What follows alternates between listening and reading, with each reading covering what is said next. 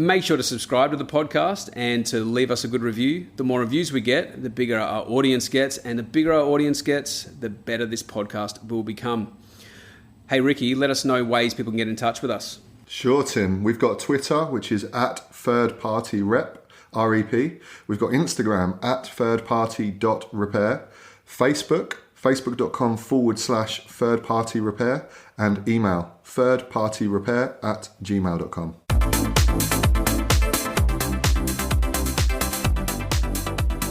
Welcome back to another installment of the Third Party Repair podcast with myself, Tim McDonald, coming to you all the way from Darwin, Australia, and of course, just a short 13,793 kilometres away is the better half of the team, Mr. Riki Baker. Hello. In Cambridge in the UK. Hi, Riki. How are you? How's good, the weather? thank you. Yeah, how's the Queen? Weather's good, Queen's good, everything's good. I'm just moving into a new workshop for myself with a bit more space. So at the moment, I'm in a big empty room. I'm sorry if my feed's a bit echoey. That is more than fine. Just quickly recapping on our previous episode, Riki and I discussed the trifecta of hardware and customized software in tandem with the cloud. We dived a little deeper into exactly what this is, as well as our thoughts on the challenges that face the repair community, including technicians and possibly, more importantly, consumers and device owners who may be under the very reasonable impression that if something were to break, they will forevermore be in a position to have it fixed. And given the ever-increasing trends of more and more serialized components inside all our devices, eventually this may not be the case if we all stay in the dark. So something really important there, and we highly encourage anyone who missed that episode, please check it out, especially the last 20 minutes or so. Riki and I open up about our thoughts on this, and I reckon it's deserving of a part 2, potentially. Riki, what do you reckon? Down the track, possibly, we go a bit further into that? Yeah, definitely. I mean, we can go deeper. We kept it as basic as we could, although it seemed confusing. It'd be nice to go back into that and just go a little bit deeper, and with some sort of more analogies and more examples of how it affects us. And hopefully we can hear from other people from other industries about how the pairing, how the serialization affects them. That would be great to hear about. Lovely. It's by no means a prerequisite for today's episode, as we have a very special guest with us that many in the repair community will know of or know directly. And it's on that note, I'd like to extend an extremely warm welcome to our very special guest, Mr. Federico Cerva. Hello, Rico. How are you? Hello, guys. Thank you for inviting me to the podcast. Yeah, it's great. I'm ready for it. And yeah, I'm excited. Fantastic. I thought we'd just start by possibly getting to know you a little bit better. Could you possibly just give us a bit of a rundown on who you are, what you do, where you're from, and yeah, that'd be great. Thank you. Sure. Yeah. Okay. So let's start. So yeah, I was born in South Africa, and I lived there till I was about 8 years old. My family decided to move over to an island called Cyprus. Because of the violence that we were experiencing in South Africa. We had around 7 attempted break-ins, so we decided to move over to Cyprus. I lived there till I was about 18, 19 years old. I was working as a waiter there at my family's restaurant and fixing phones on the side. And then after that, I ended up in the UK, and now I've been here just over 5 years. And just traveled all over the globe. Around the globe. And also, I started working in a remanufacture factory here in Essex. We were refurbishing the iPhone 5S models back in the day, and basically from scratch. So they'd polish down the frames with some sandblasting equipment, then re-anodize it, laser the IMEIs in the back. We'll fit in new top-bottom glass on the back of the iPhone 5S. Basically, make it all from scratch. And then I worked for a repair company for 3 years in London, and then I started my own business. Yeah, that's where I am today.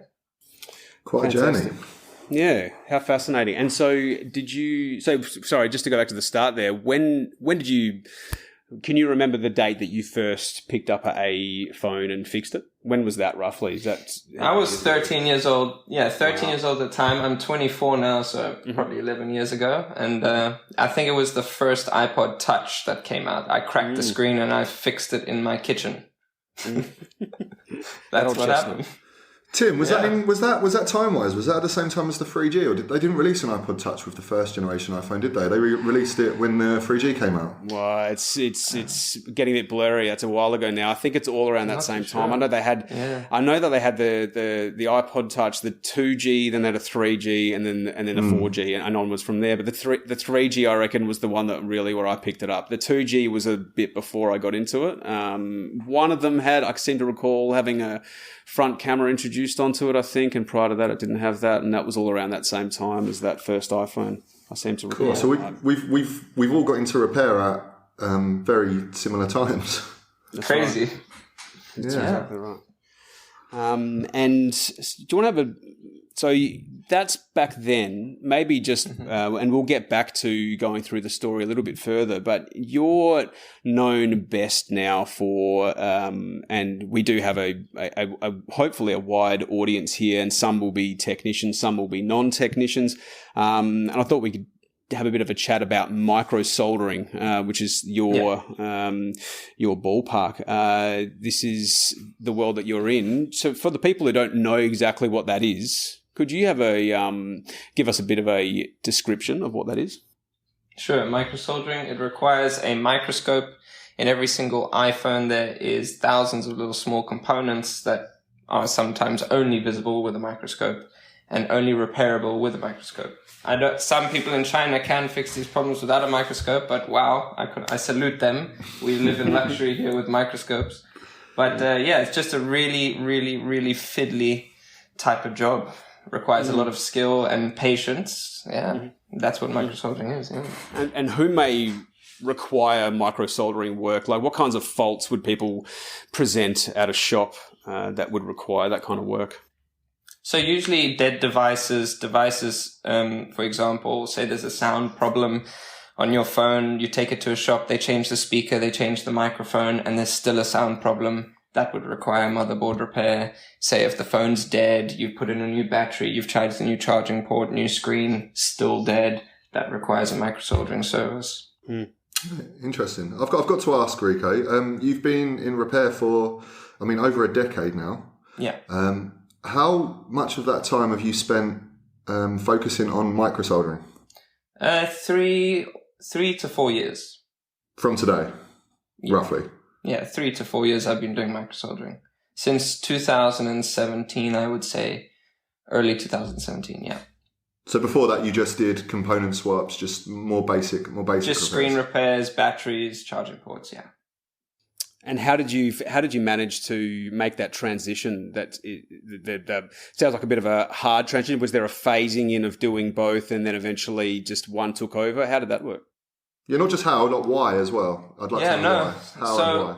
I when I was working in the remanufacture factory when I was about 18, 19 years old, there was one guy, I remember his name was called Cayman, and he used to sit across me, and he was the level 3 micro soldering technician for 50 technicians. So all the long screw damages that happened at the time, they'd all get passed to him, all the motherboard problems. And I just looked up to him and I was like, how can I be the guy that every technician looks for and needs their service? Because that's where the special job lies.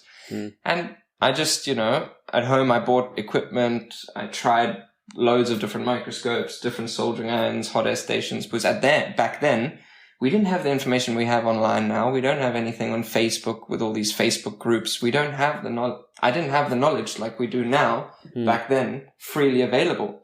There was rarely anything. And, I just countless nights of trying and failing and buying eBay stock and failing. That's literally how I learned. Yeah. Yeah. And there must have been some certain repairs out there do you have any that come to mind at all from those days of when you were first getting into micro soldering, that were particularly, I don't know, maybe troublesome, or ones that you spent particularly long times on because maybe you went down that rabbit hole of just trying to solve puzzles over and over again, and then eventually maybe you did or maybe you didn't. Is there anything that comes to mind in the early days of micro soldering that you remember? It's so funny. It's so funny you say that, because I used to struggle just replacing one capacitor or one small component. I would spend an hour, 2 hours, 3 hours, and then after 2 hours is gone, I've wiped out 5 or more components next to it, and I just, give up. Something that simple is what I used to struggle on.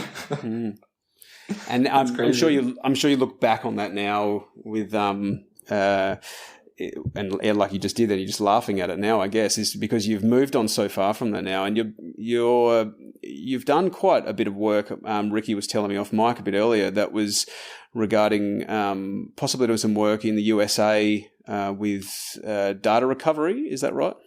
Correct. Yes. So basically, my business model is for the past 2 years. I think for 1 year I haven't trained anybody, but 2 years before that. I have my business in London, which is a B2B mail-in data recovery and microsoldering service for any repair shops that, want to get in touch for their end customers, and also just the regular customer coming for data recovery or a repair. It's only a mail-in service. And I used to teach people as well. I used to teach people in Miami back in 2018 and also teach a few people here in UK. They used to fly in from Europe. But then I've just become so busy now that I just can't, I can't teach anymore. I just have to just focus on my work. And, so going back to your question, we do B2B services and, What do you attribute to being so inundated with work? So social media really does everything for me. Honestly. Is there any social media in particular that does everything for you? So I forgot to mention, yes. So in 2019, I started traveling to San Francisco as well, once every month and every 2 months. So back and forth, 2 weeks or 1 week at a time. Just helping out company out there with some very important data jobs. And we do that and. Back to the question with attributing the social media. Instagram is the one for me. I have never spent a cent on marketing for myself. Lovely. So for the listeners, you are at Federico Cerva, all one word on Instagram. You've got 26.5, just looking at you now, 26.5 thousand followers, and you've got a blue tick. Yeah, that was crazy. Crazy to get that one. Congratulations, bro. Thank you. Yeah. So basically, I think the whole way it started was with the 512 gigabyte iPhone that I put together. I think it was 2 years ago, 2018 February. I think I did it roughly around that time. I wanted to kind of get my name out there. I was doing a lot of microsoldering work through Instagram, but I wanted a boost. So I contacted 2 people in China, Union Repair and Quanly. I think you've heard of them. They do many of the tools that we use these days. And I asked them to find a 512 gigabyte chip for me at the time. And I was like, just find it for me. I'll make a video for you. They managed to find it for me. And that chip actually came from a 10.5 inch iPad Pro. So that was the only Apple product that had a 512 gigabyte storage chip at the time. So then that managed to work with an iPhone 7, and Apple had no iPhones with a 512 gigabyte storage at the time. So we installed it. It worked. I made a video going to the Apple store or whatever, and it just blew up. Right. And then after that, just everyone started following the Instagram, the YouTube, and now me and my partner Vera, we run the business together here, and we fix like 15 to 20 boards a day. Sometimes it's become crazy. That video that you're talking about there, you can find it on YouTube, right? Yes. You just have to search 512 gigabyte iPhone, and then you'll see it on my YouTube. It's got, I think, 500,000 views. Yeah, it's got just over half a million views on that. And then, that's phenomenal. Would you say that the Instagram just blew up as a result of that video? So then a friend of mine, we speak quite often, which is Everything Apple Pro. I think you've seen him on YouTube. He then shouted that video out and then tagged my Instagram, and then just started rolling from there. And then newspapers took the articles and everything. It just went everywhere. I just remember that night. And Unilad on Facebook, Unilad Tech and Lad Bible, they took the video as well. Put my Instagram. Nice. That hit 10 million views. It just went wild. Yeah, I remember that day I woke up and my whole phone was just full of just notifications. Oh, wow. Yeah. Right. But yeah, listen, all Instagram, I'd like to get down to business a little bit, guys. There is something that is quite new for the Western world, and it's something that is talked about quite a lot at the moment. And as far as I'm aware, there are some misconceptions floating around it, and that is CPU swapping. Rico, what is it, and why is it getting airtime at the moment? Okay, yeah. So basically, CPU swap. Yes, it's a new skill that I've been working on, and many people have been working on. I started doing it in 2019 January, or maybe earlier. I can't remember. But anyways, it is the last thing you can do to recover the data on an iPhone or iPad, or basically, if the phone has been thrown off a cliff, chucked in a fire, water damage, left in the ocean, corroded so badly that you cannot fix the board. Car accidents, anything, if the phone is completely destroyed, the last thing you can do is CPU swap. And if you have the process perfected and you have the highest success rate and you can do it properly, you have perfected your own process, because everyone's process is different, I guarantee you. But there's only a few people in the world that can do this. And basically it gives you the last chance of success for data recovery. Mm-hmm. And that's why it's so special. And the main reason why I think Riki asked the question is basically, you can take a board that has been completely corroded, messed with by other technicians, messed with by other data recovery centers, and you can sit in it and try and fix the original board. That could take you 2, 3, 4 hours, and you'll still have wasted your time, right? You still would have had that 2 hours go out the window. You've gained no progress. Or you can do a swap, and basically me and my partner, we can do this process within 20 minutes.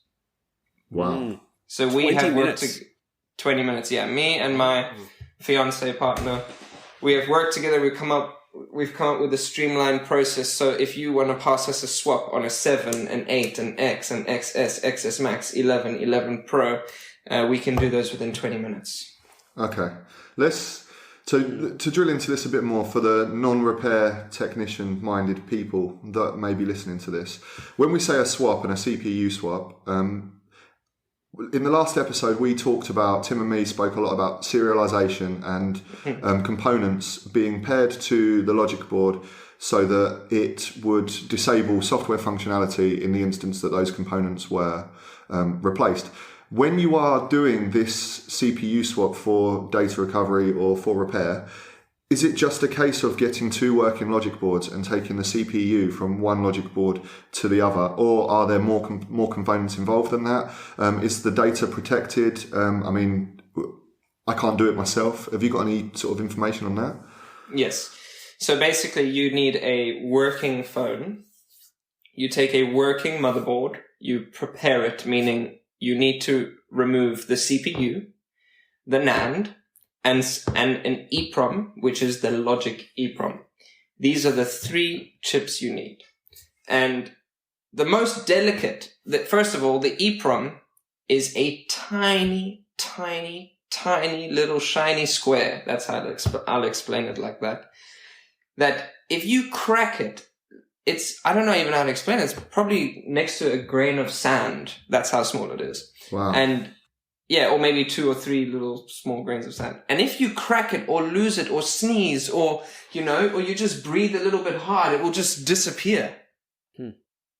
So you have to there is programmers that you can transfer the EEPROM data to one to the other, but you have to have the CPU removed. If the board's snapped in half, sometimes you have to manually transfer it, but that is very, very delicate.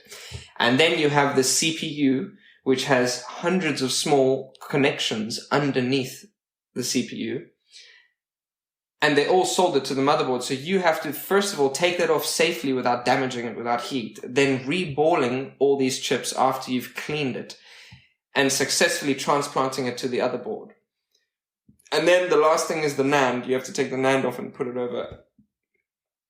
Yeah. Wow. So if you're doing this and you say you get the CPU over, you've reballed it, it's nice. You get the NAND over, you've reballed it, it's nice, it's on there, and then you do all of that work, and then you do the EEPROM and you chip just the corner of it. What does that mean for the device then? If the device starts boot looping, you've got a problem. Right. Okay.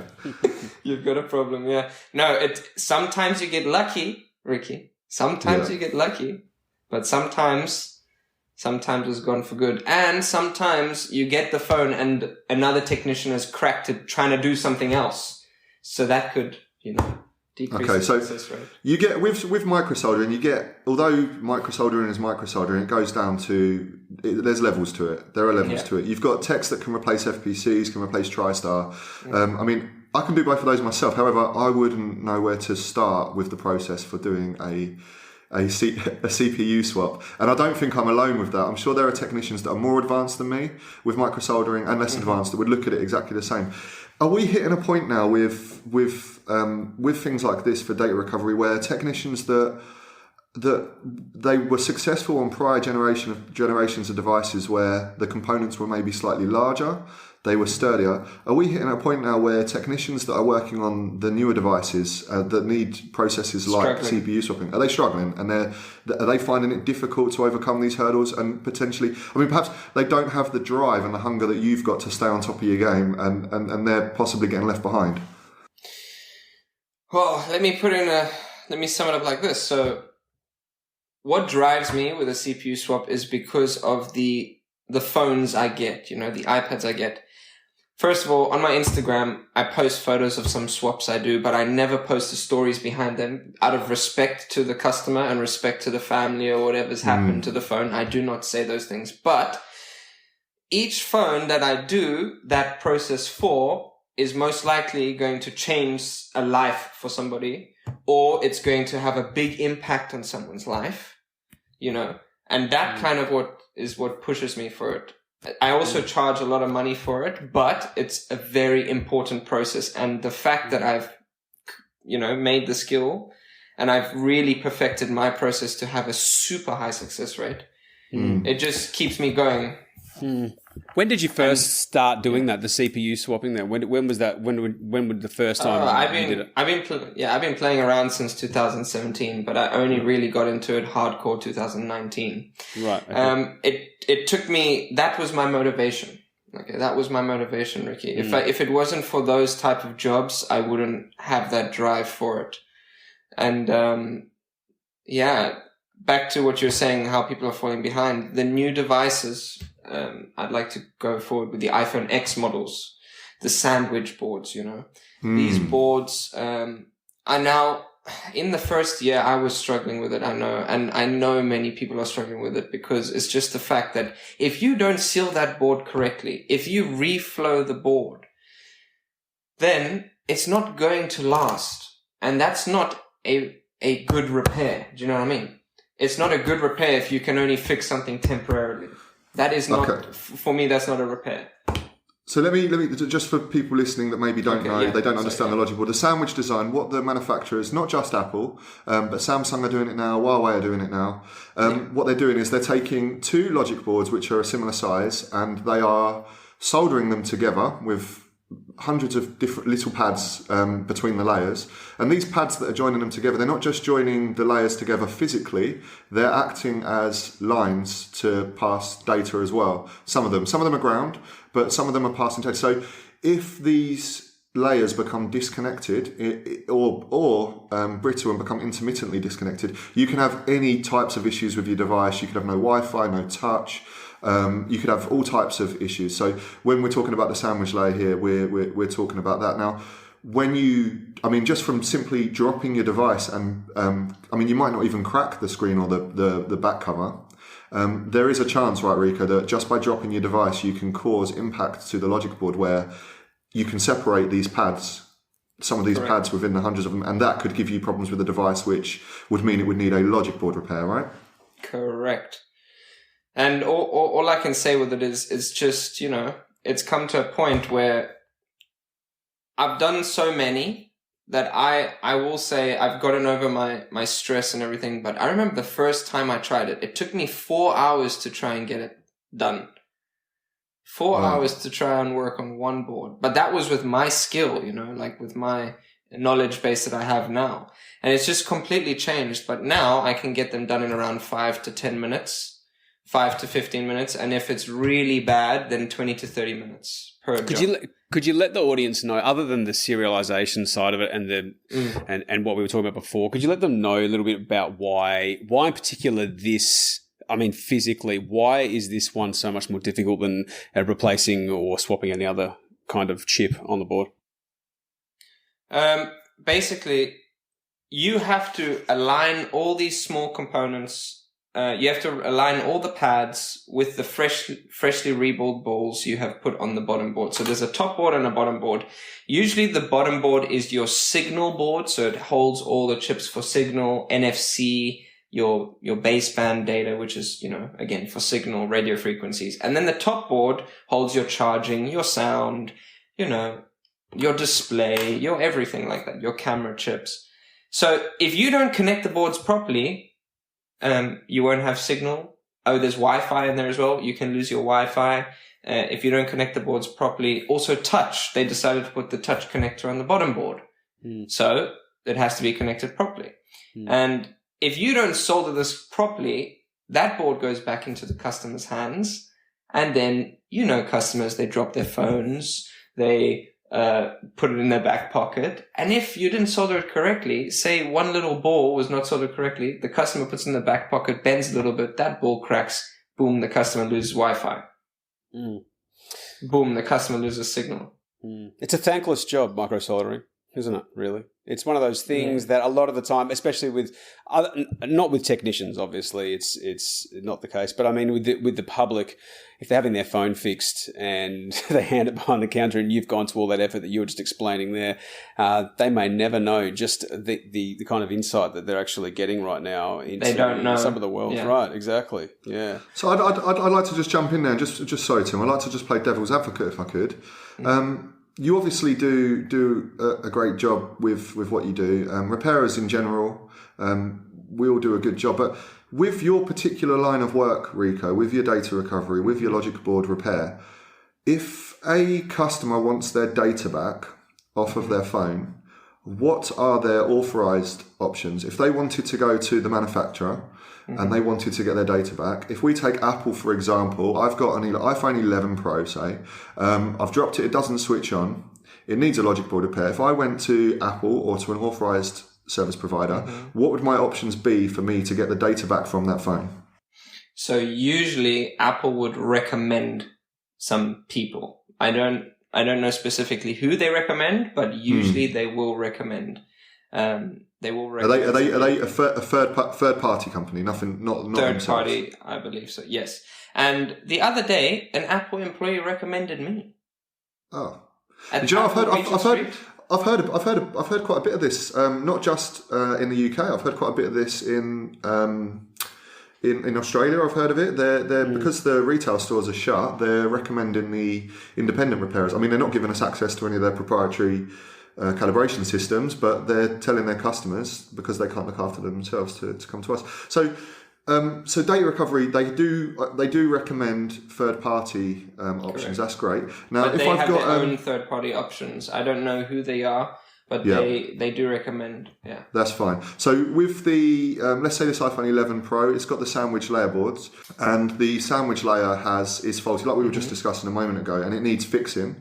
What would my options be if I went to Apple or an authorized service provider? What would my options for repair be then, if I needed nothing more than just that logic board being repaired? And how long would it take you to do that, roughly?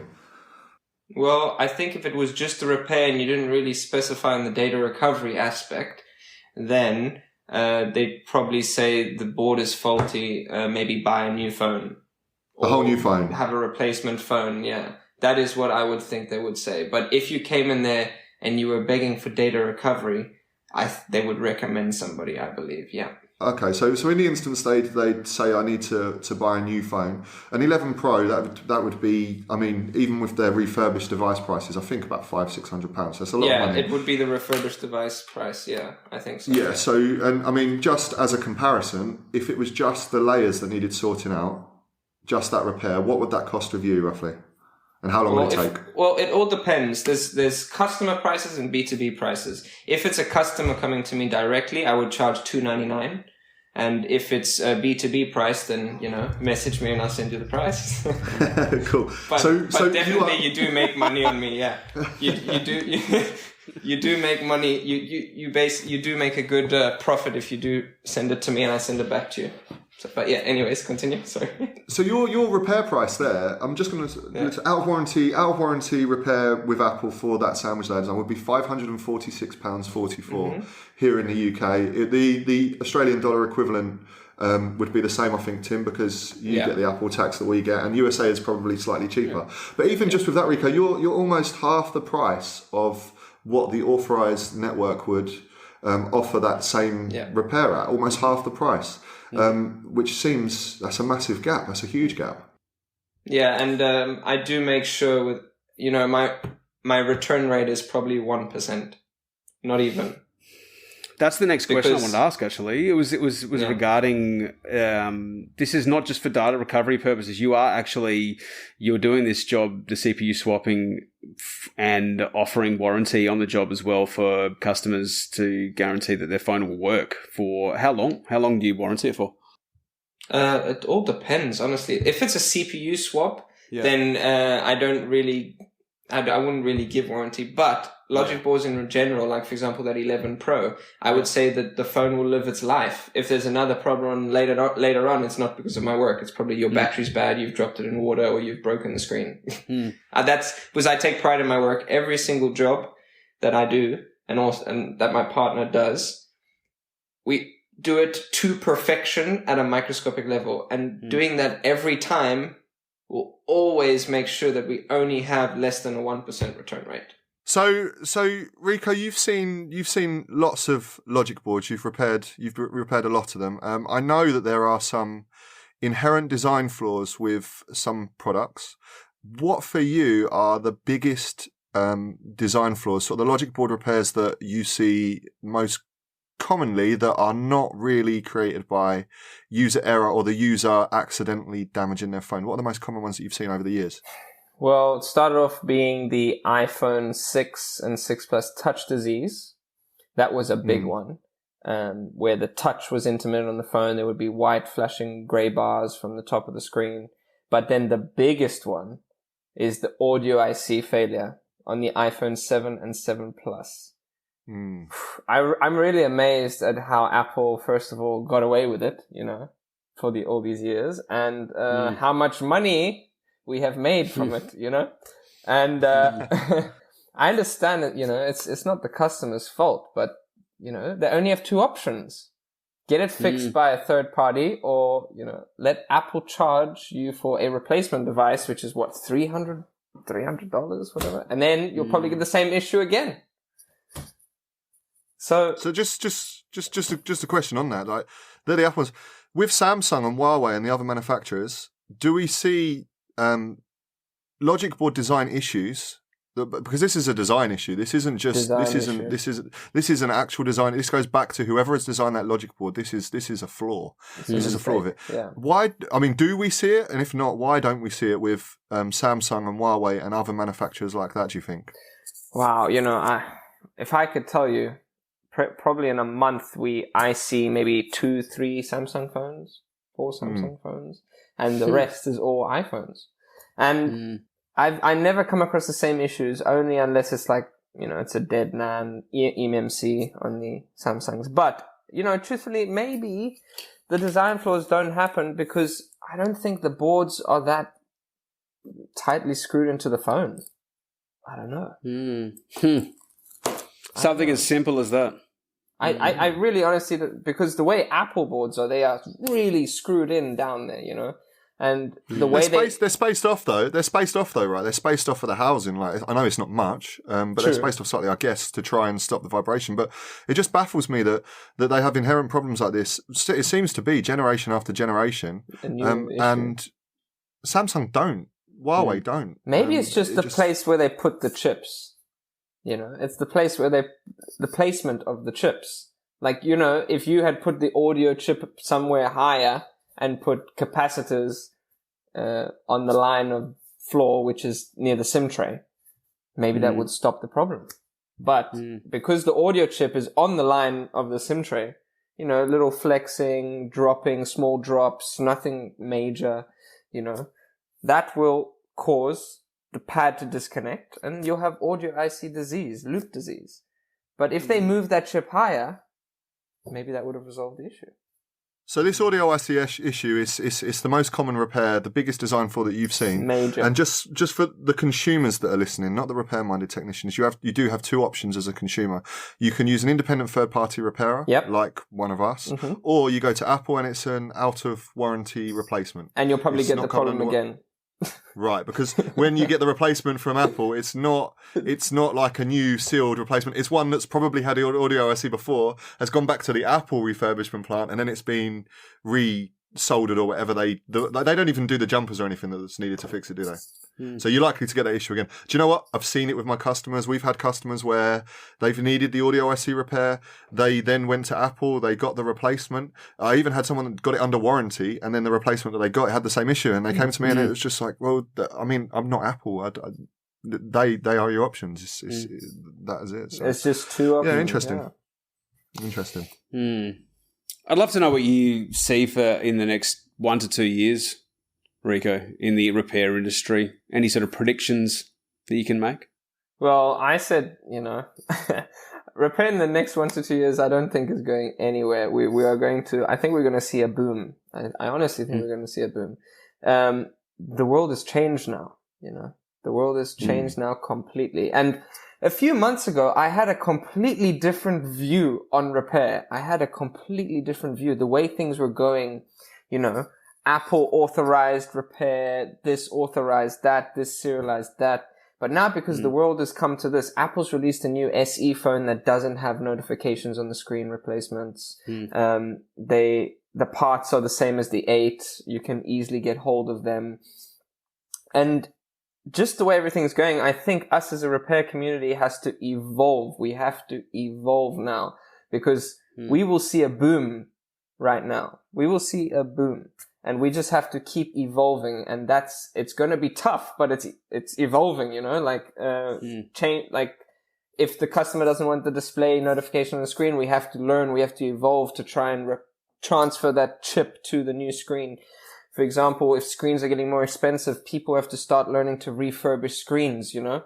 That's how we're going to keep the repair industry evolving and growing, and this is what's going to happen. That is my view on it. I did not view this before the virus. Before the virus, I was thinking, right, authorized repair is going to be taken over everywhere. Best Buys are going to be, you know, all of this stuff. But now, the independent repair people are going to save all these devices. So we touched on quite a bit of this in the last episode, Tim, when we discussed the authorized network and how during the virus, during COVID-19 right now, the authorized network is really struggling. I mean, it struggles anyway to handle the customer demand, and we paper over it. But right now it's really struggling. Rico, as at some point in the future, as we exit this COVID-19 world that we're now living in and we go back into reality, with everything you've said, are you taking the view now that hopefully companies like Apple and Samsung, they will be more open-minded to independent third-party repair, and they will be more open to working with us rather than dictating to us what we can do and can't do? Sort of a better world for their consumers and for third-party repair. Yeah. Personally, I believe for me, I never bash any companies or anything like that, or Apple or anything, or even if they add serialization, okay, that's what they're doing, you know, I get it. But I definitely feel like because of this whole situation, first of all, the economy is going bad and people will only want to try. They won't spend the minimum, but I don't think they'll be able to afford Apple prices, especially in this time. So automatically they'll be looking for another place, a third party place, you know. But Apple, I think they'll be, after this, like with the iPhone 8, there's no notification on the screen. Maybe it was because they just wanted to use an iPhone 8 part because they didn't want to make something new. But I do feel like they'll most likely take a different approach. If they do not take a different approach, once again, I said we have to evolve. We have to keep evolving. And that's something I do every day. I keep busting my head every day trying to learn new things. You know, it's the same, you know, it's what we have to do. So with evolving, I mean, so everything you've said there is really positive, it's spot on. I am a lot more pessimistic with the serialization than most, and it's only because I follow it so closely. Exactly. But with the iPhone SE, the new 2021, it reuses a lot of the parts from the iPhone 8, so they're cross-compatible, which is great. But with the secure enclave, so although you do microsoldering, it's still hardware repairs. It's just hardware repairs at a much smaller scale. With serialization and pairing and a secure enclave, is it a worry to you that although, I mean, they could play nice and they could be nice to us, is it a worry to you that it's still there, and it's sort of like a sleeping switch that they could just activate at any point that they wanted to in the future? Yeah, so I do have a situation that's happened to me. So there was an XR. So XR uses the same charging chip as XS and XS Max, and probably the new phones as well. I changed this chip, and then phone works fine, charges fine, it's the charging chip. But if you take that phone to an Apple store and they plug it in with their Apple tool that reads through the Lightning port, it will show a different serial number. For that chip on the logic board? So basically, if the phone is completely dead, say you're trying to, I'm not saying do this, but if you're trying to scam Apple, you know, by putting another phone in that's dead and they plug it in, they will read the charging chip serial number. So it's another measure for them to see what serial number's in the phone if it's completely dead, shattered, or something like that. I see. So I guess for them that would be beneficial because they can counteract fraud for people that may try and do things like that. But also they could. I mean, yeah. So it would be fraud like that. But I mean, I suppose if the serial number didn't match and it could recognise that, right down to, so we're talking they wouldn't components replace on it. the logic board. Yeah. No, yeah, they wouldn't replace it, but we're talking components on the logic board now. So if you use the same logic that we discussed in the previous episode for Touch ID and Face ID or the toaster with its heating element, with that, they could, I mean, with the serial number of this charging chip, if it wasn't the originally paired one, they could, via a software update, stop it from charging or just silly things. They could do anything with it. They could. And it is a very scary thing. But as I said, this world we have changed into now is something different. I believe strongly that there's going to be some type of different approach. We have managed to help so many Apple customers. It's a joke right now. Can you imagine if we all shut and we said, okay, we're not doing this anymore, we all shut. Can you imagine it in the world right now? The whole world, not just the UK or Australia or America. Can you imagine the whole world? You know, I was saying to myself the other day, I was like, you know, right now, the past few weeks, I don't know what's happened, but I've been so busy.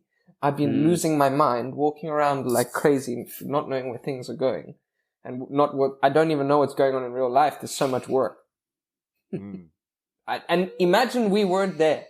What would they do? That's right. But they would either buy new phones. Yeah, they'd buy new phones. They buy new phones, yeah. They would buy new phones. That's exactly what they do.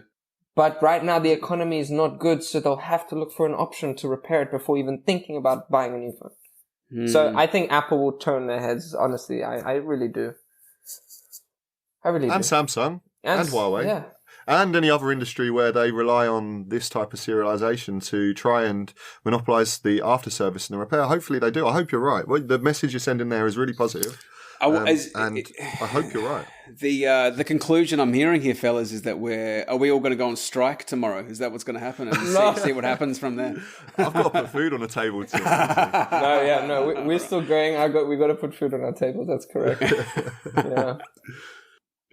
Yeah, I'm just thankful that in this crisis, we're still going. This industry is still moving, So we've I mean, that's a really positive message you've got there, and it leads us on to the next part of this, really, which is in America there is a movement called the Right to Repair movement. Now, although they speak to other countries, they are an American association who are lobbying for America. Now, if this were to pass, this Right to Repair movement in America, there's chances are it would then potentially have a snowball effect to make it easier for other states and other countries to adopt it. For people that are listening that don't understand, Right to Repair, that in a nutshell, it wants to give people access to sort of schematics, to original parts from the manufacturer, basically to make it easier for people to repair the electronics for which they have already bought.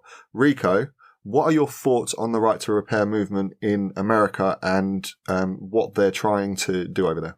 Well, to be honest, I don't follow it closely enough. And, in a sense, I think to myself, I have this job now, I have this business now because it's a skill that I have taught myself without any of this knowledge they have, without testing diagnostic software, without testing apps and everything. This is why I am here today.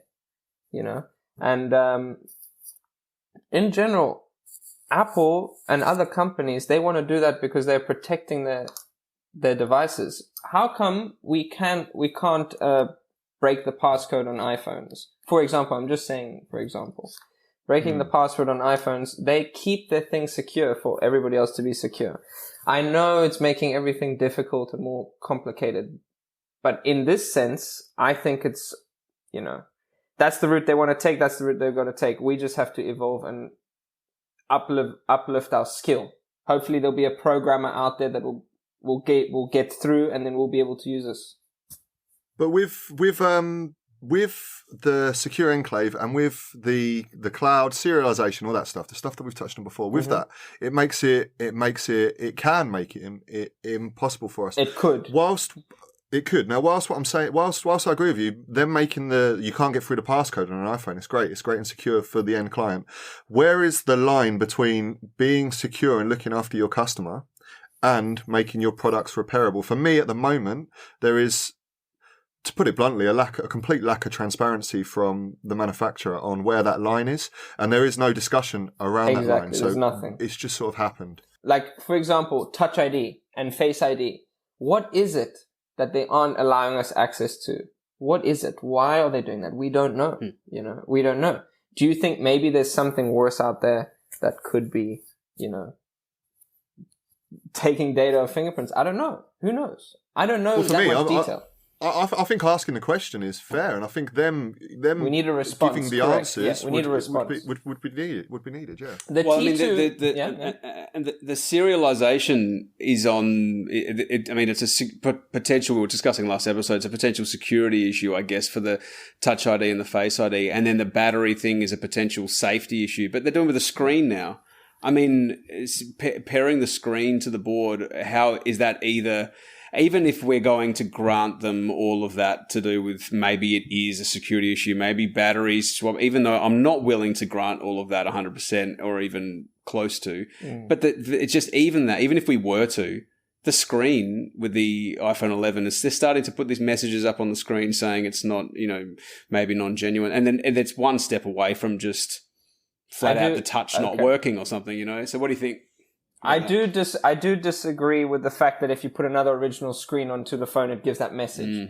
But I do, and I have seen people putting these backlight screens on X's when they're meant to be OLEDs, and they burn the connectors and burn a hole in the board. The LCD screens. The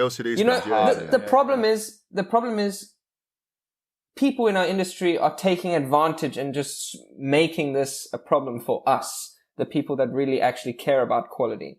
And that is the whole reason. There are people out there shoving really bad batteries in phones that are causing explosions and causing, swelling in the phone that is safety hazards. It's the people like that are in this industry that are making all of this. So I mean, the Right to Repair movement. Yeah. The Right to Repair movement. I don't agree with all of it. But with what you've just said there, why is there nothing to that scale where we police ourselves and we police other third-party repair companies, and we hold ourselves accountable. I mean, unless we're going to sign to be authorized or IRP, which is a massive step, why are we not taking baby steps with ourselves to police ourselves and make sure that we're accountable and we're doing a good job by our customers? It's not just about making as much money as we can by swapping out LCD screens of LEDs. Why do we not do that?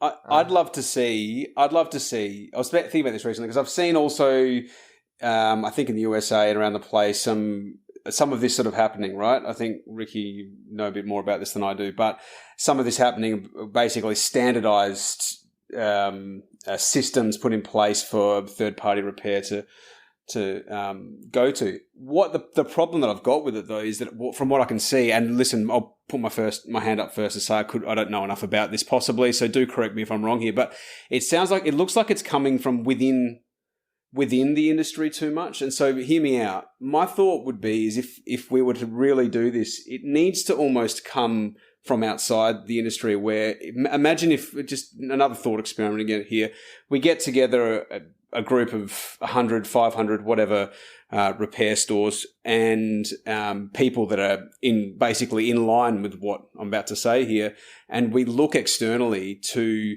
companies that specialize in actually coming up with standardized systems like the one we're speaking of, that actually come in from the outside, who have no interest in our industry other than this gig we're going to give them basically and pay them to do. And they go through and they query us. And we, obviously the technical side of stuff and the specifics, they won't necessarily know about that, but they're going to be the ones questioning everything and then creating the system that we then sign into at the end of it. There could be would be a very thorough document put in place that then it does start to get a little bit confusing. How would that be managed? Who would police any of that? And how would that all happen, obviously? But it needs to almost come out from outside, I think, is the main point that I'm making here. Otherwise, it's going to look like someone else is just trying to make $1 and create a brand and a sticker that someone can put on their wall that hopefully enough people put on the wall. But what does it actually represent? And where is the mission statement, and where is all the documentation, and who created all that in the first place, and what's their interest in having done so, I mean, for me, everything you've just said there I think that's exactly where this is going to go. Whether we do this ourselves or whether this is forced upon us by the manufacturers as a collective, I think this is where it's going to go. It's just, I used the term baby steps before because, you could get 100 to 500 good technicians together, and the standard of quality between the parts used and the quality of work between all of those good technicians is still going to vary massively. That's right. So it's a walking it in baby step type of thing. But at the moment, no one has even started the process of doing that. I'd like to see that happen. I'd love to explore that further. If I was to grant Apple... Sorry, Rico. No, you go. No, I said, no. Like, if we've all taught ourselves, this is literally a business we have, come up ourselves. Everyone runs their business differently, It's not, it's our own market. It's not something that is, we source our own parts, we source this, but yeah, it's just, I open up phones sometimes, I'm just like, bloody hell, why did you put that bad battery in there? Now the the phone has a NAND problem and the data's gone for that customer. I turn around, I'm like, what the hell? And I get frustrated because I'm like, there would have been no issue if you just put high quality parts in the phone, good OEM, if you, sometimes screens blow up backlight circuits, phone gets boiling hot in the customer's pocket. I'm like, why put that bad screen on when you could have probably refurbished an original screen or taken it off another phone, or, keep your standards high. Oh, just like I was saying, if we were to grant Apple, like imagine we are Apple now, and I would be hesitant to just open up exactly the site. Yeah, exactly. So you wouldn't just go, okay, here you go, guys. No, it's COVID's a problem. Save the world in the way that you guys seem to be at the moment, and have repair cow for everyone. I don't think that's actually going to happen. So with the idea that I had there, where if there was something standardized that could it be easily communicated, therefore, to the right people at Apple that could read it and go, right, who made this? And under what conditions? Is it someone from inside? It's someone from outside the industry that who specializes in actually coming up with these systems in the first place. And then actually read through the whole thing, and it would have a mission statement through to how this actually came about in the first place, to the goal of achieving this in the first place, and with every strict measure that's involved with having to actually be a part of this, and then how we're making sure in the future that everyone sticks to the standard. Obviously, that's the complicated, right? Yeah, and then it's complicated because then if it's international, I don't know. If it was, then how? Are we flying people around the world 24/7, checking on every? Like, I don't know how that looks as well, to make sure that it's actually not just, just hot air. It's actually got some substance to it, and people actually are sticking to it, and there's consequences if you don't, basically. And then we go to Apple and say, here you go. We've got everything in line for you to be able to just read this here, and these are all the people involved. This is how they're operating. Now, there's no excuse for you any longer to hold back offering authorized parts, and also obviously all the software and hardware involved in doing those repairs. I just really think that it has to go that direction. Otherwise, there's so many good people in this industry that just want to give quality out to the world, but there's right. actually so many people that just don't care. It's smash and grabbers.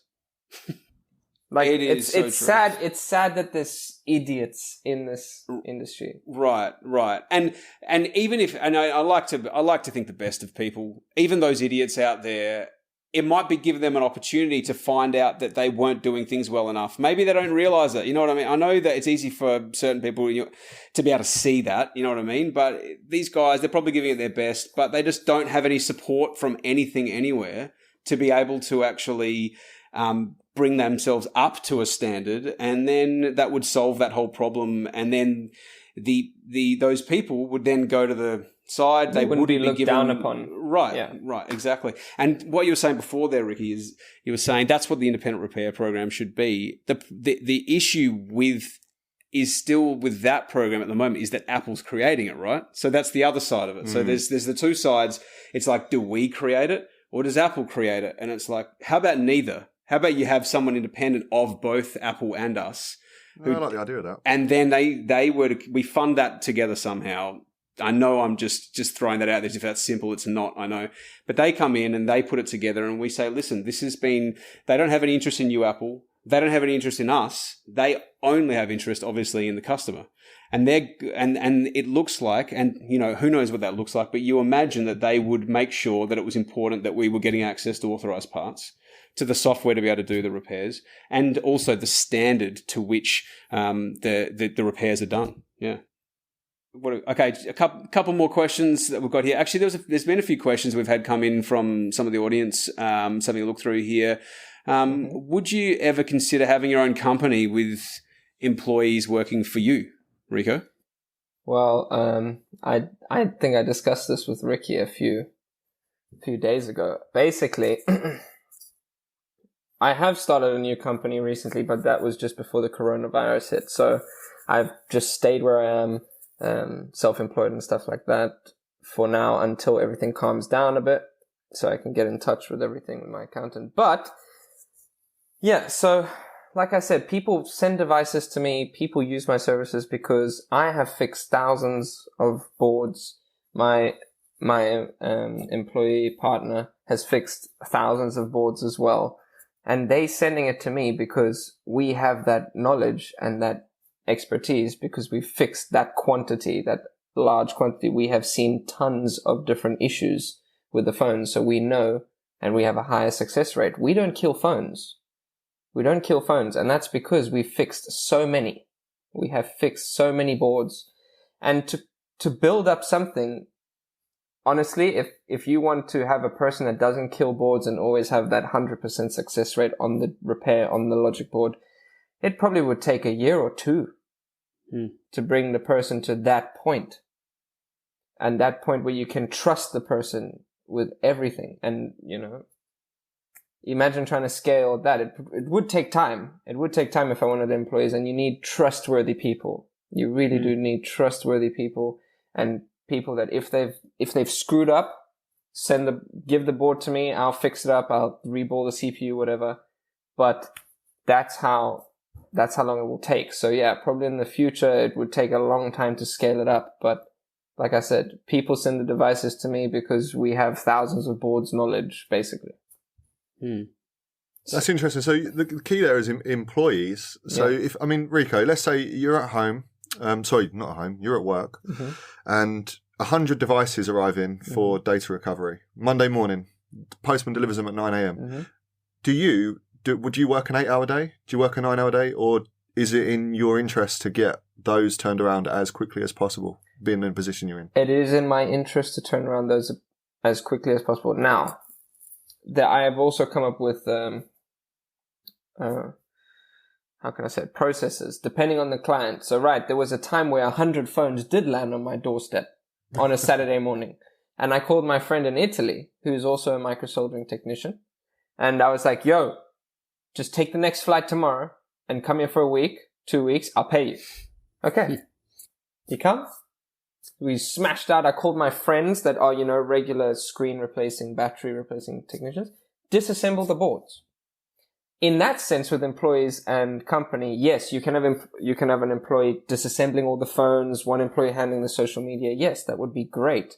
But the processes that I have with all my clients make it in a sense where I don't really need it right now.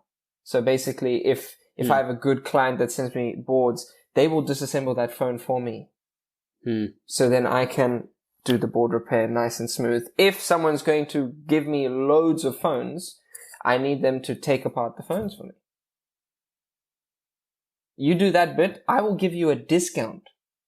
I will give you a £10, £15 discount. Just take apart the phone for me. That's it. That's what I do. I tell them that, And it's like for iPads, any iPad that comes to me, if it does require a logic board issue or NAND replacement or whatever, I'm like, take the iPad apart from me, send the board and the housing, and that's it. There we go. And I'll give you a £10 discount for taking that iPad apart from me. And there we go. I fixed the board, boom. Then he puts it back together. I've made it in a way where I kind of give discounts instead of paying employees. Do you know what I mean? It's quite funny, but yeah, that's how it is. And even data recoveries from other data recovery places, I just get the board. So, boom, boom, boom, board done, there you go. You put in a housing there, you back it up there. That's it. Do you know what I mean? Yeah. Okay, but yeah, that is my answer to that question. But maybe in the future, if there is more board problems arriving and stuff like that, then yeah. Lovely. And I've got a few other questions. How do you switch off? Given all this work you've got, given COVID, given all the noise out there at the moment, given just how intense it is with all the hundreds of phones and boards that you're fixing, it is complicated work. What are you doing to switch off in your personal life, mate? I do lose my mind a bit, but I play. I've recently. So I had a PlayStation 8 years ago, or 10 years, maybe more. I don't know when I last had my PlayStation when I was 14, 10 years ago. And this whole COVID-19, I decided to get a PlayStation. So I bought a PlayStation. I've been playing Call of Duty. Well, I haven't been playing much this week or last 2 weeks. But before I was playing quite a bit. But I live in an area I chose when I bought my property. It's just full of nature, lots of trails. And I just go for walks. My life is very simple. Usually, before COVID-19, my life was every month I'd be away for a week in America. I'd be in Amsterdam. I'd be in maybe Iceland for a bit. But, before COVID-19, I was every month away for at least a week or 2 weeks. Working? Just doing business, yeah. Yeah, nice. And that kind of... For anyone that wants to know about Rico and his Call of Duty, I have played with him, and it's more try and capture every single helicopter on the map than it is actually trying to shoot people. Exactly. Anyways, what can I say about that? But yeah, no, I really treasure the time that I had in airplanes, because I was in airplanes a lot. Every month I was in a 10-hour flight, 11-hour flight there and 11-hour flight back. And that's changed now, obviously, but I just walk around and my life is very simple. I don't do much. Yeah. There you go. Cool. I don't party, I don't drink, I don't smoke. It's just chilled. I live a very chilled life. Lovely. Should we? Do you think we should call it a day? Is there anything else you want to add there, Riki? No, I'm good. Let's wrap it up, guys. Rico, thank you very much for coming on. It's been great. Thank you. Wow, it was good doing this podcast. It was great to meet you. Yeah, great to meet you too, Tim. Thanks for having. Thanks for coming on, and we should do it again sometime. Yeah, we'll see what happens. Okay, thank you, Riki. Thank you, Tim. Definitely. Speak. Okay, Cheers, Rico. Take care. Bye.